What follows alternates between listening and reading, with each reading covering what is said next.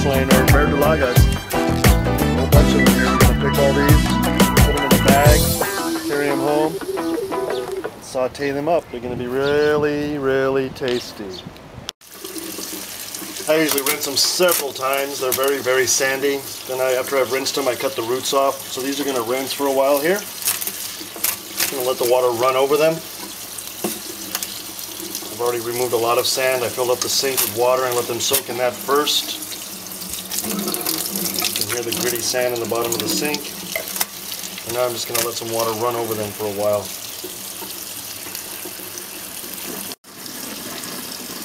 Now there's two ways you could do this. You could remove the leaves like this, leaving this little bit of stalk.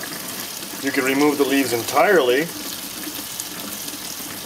or you could just take away the big chunky part of the stalk and just chop it all up. Now what I usually like to do is I just remove the leaves down to this, like this. I leave the little thin stalk, I get rid of the big stalk. That's not so bad. And then maybe I'll cut that up a little bit. I pretty much get rid of this big healthy stalk in the middle. It's kind of bitter.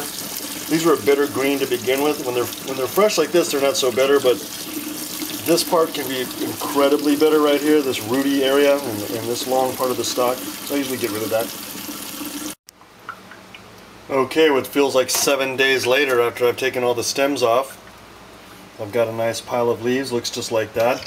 There's the stems. Looks like that. And then the leaves. So now we're going to saute them with a little lemon juice to keep them green, or probably lime juice, that's what I have today. A little salt, a little pepper, and maybe some garlic. And olive oil. Okay, we're going to make some beans also to go with these verdolagas. This is some red kidney beans with some fresh thyme and a bouillon cube in there for saltiness. They've already been rinsed. They're in the pressure cooker. So we're going to fill this up and let it do its thing. Well, I'm going with garlic and bacon fat. Sorry vegans and vegetarians, but that's just how I roll. Just adds the flavor that I like. In a minute I'm going to throw the verdolagas in there and let them saute down. Do a little squeeze of lime.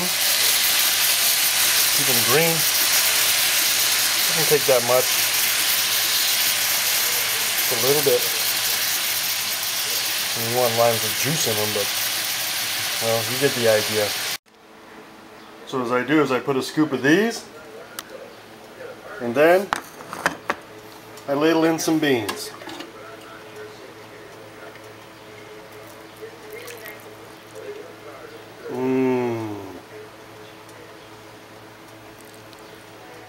And then a little of this green salsa that I made, and it's really tasty. Have that with some tortillas, you're good to go.